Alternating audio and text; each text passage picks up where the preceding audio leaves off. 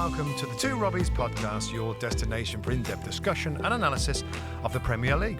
I'm Robbie Mustoe, he's Robbie Earle, and today we have a special guest joining the show. A few weeks ago, we had the pleasure of catching up with Brighton head coach Fabian Hurzeler, where he shared his insights on Brighton's successes in recent years, how he got into management at such a young age, and his love of the Houston Texans. Here's how our chat went. Fabian, thanks for joining us this morning. It's probably the most unusual place we've done an interview, a paddle court. I know that you, the players, the CEO, Paul Barber, play. What's the significance of paddle at Brighton? For me, I have the chance at the paddle court, first of all, to find a good distraction of the daily business. Second of all, sometimes I face like staff members on the paddle court. I didn't see that often during the day. So I think it's good to build like a connection to them. And third of all, it's a very socializing sport. So you come together, you don't play 1 against 1, you play 2 against 2. Sometimes you play a tournament. So it's about socializing, it's about spending time together. And I think that's something what sometimes in football is a little bit underestimated, that the most important thing, it's obviously people's business. So it's about taking care about your staff members, it's about building relationships, and here on the paddle court, it's a great opportunity that you can do these things. I'm just wondering, as a former player, if I was playing against the manager, maybe I'd let the manager win so he would pick me on the weekend.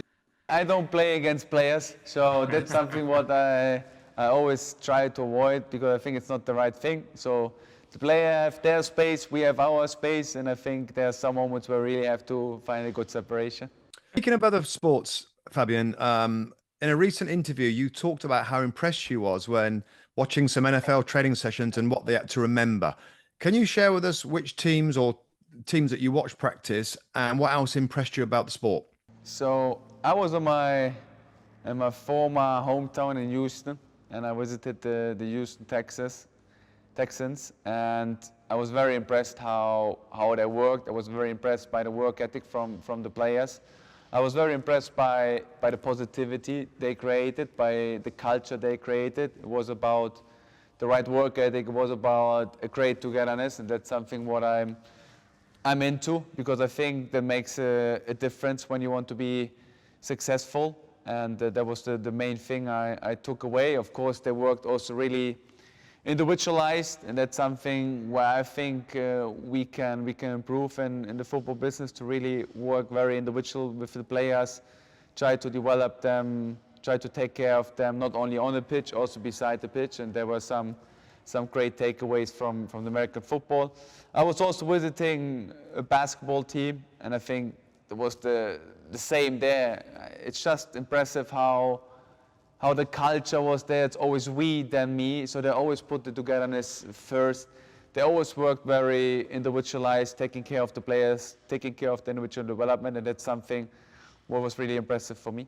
So our viewers, Fabian, will probably want to know a little bit about your American roots. I know you were born in Houston, Texas, and then very early after that you moved to Germany, but you and your family did come back to the US many times. How did spending all that amount of time in the US kind of influence your life going forward? I think I have some attitudes from American inside of me. So I think it's being very open-minded to different kind of things, being open-minded to every culture in the world, being open-minded to every people you meet and you will meet in the future. That's the first thing. And the second thing is, I think America is there for dreaming big, and I always have like big visions. I'm always very ambitious and trying to reach something. So for me, it's very important that you have like big goals, dream big, because then you promise yourself to never give up. And there are some attitudes I think I have inside of me that represents an American boy. Fabian, I want to talk to you about managing a football club. You took over management in your first job at only 23 years of age, like most players, it happens later. Talk to us how that happened and what drew you to management at that early stage. So I had the privilege that in my former clubs I was always a captain in the team, and the captain always had a good connection to the coach.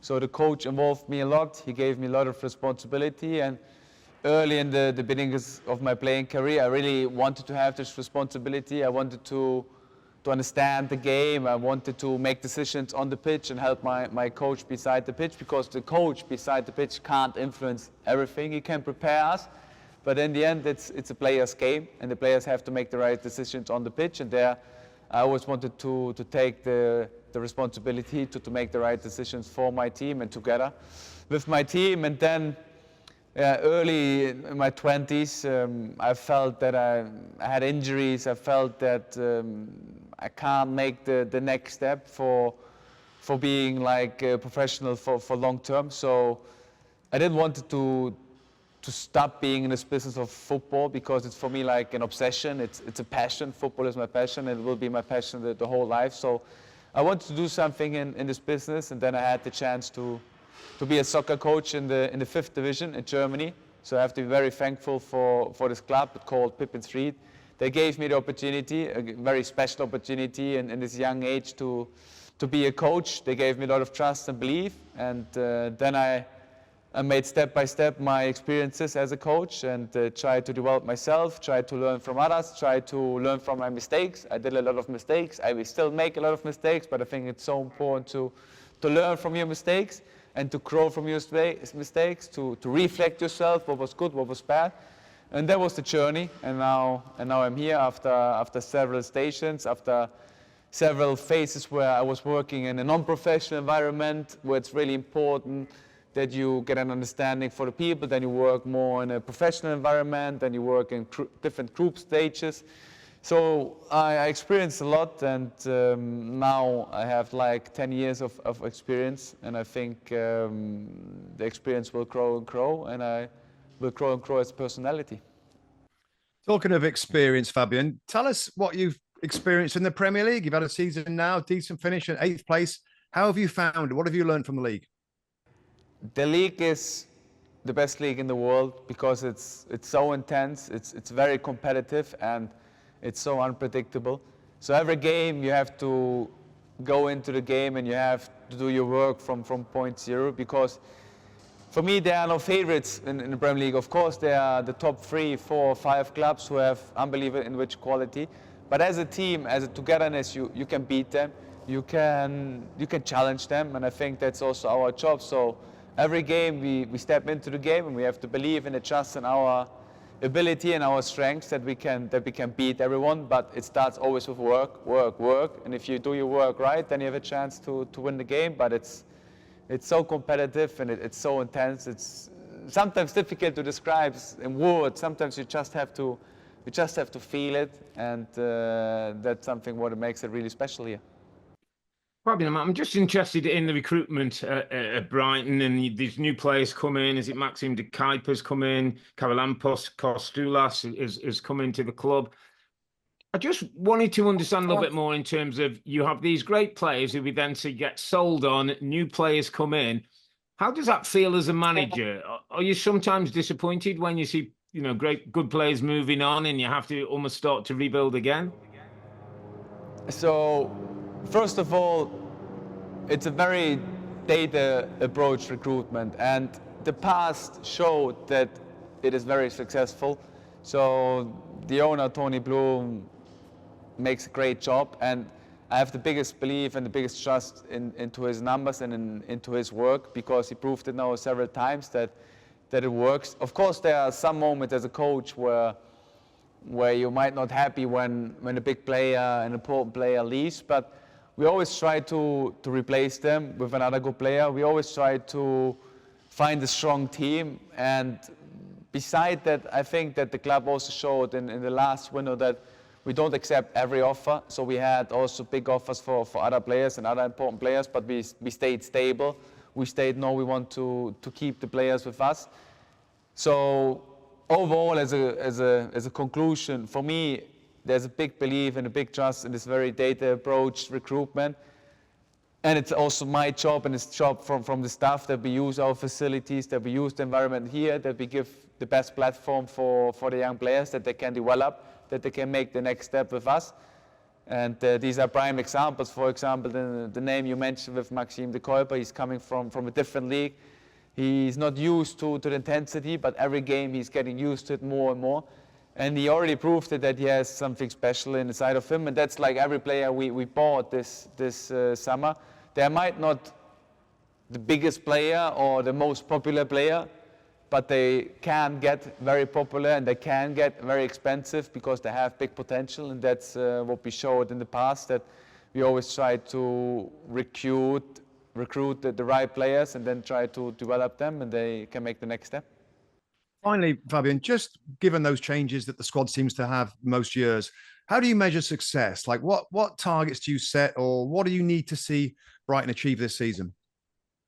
For me, success is when the individual player develops, when the group develops, when the whole team develops, then I'm sure that long-term the results will come.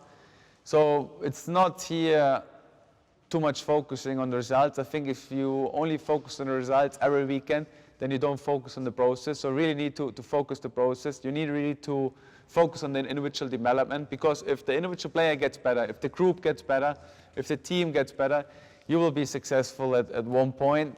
And of course we want to be successful. Of course we want to play a better season than we played in the last season. There will be a challenge.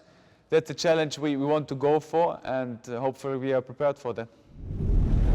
Fascinating to speak and listen to Fabian Hurzeler, the Brighton manager, very much putting his own fingerprints on this unique football club. Looking forward to see how him and his team go on for the rest of the season, Mustoe.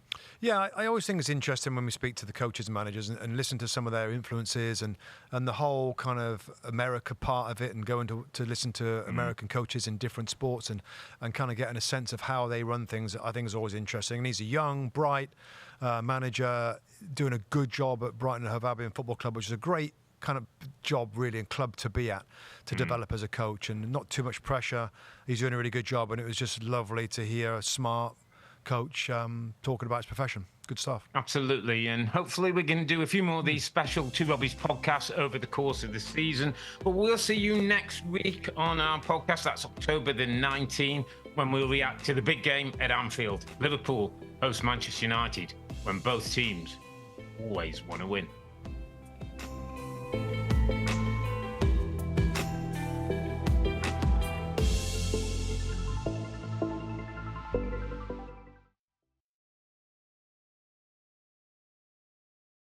Hi there, I'm Rebecca Lowe, studio host of NBC's coverage of the Premier League. Don't forget to hit subscribe to watch more videos all season long, and for even more Premier League content, from original series to live matches, head over to Peacock.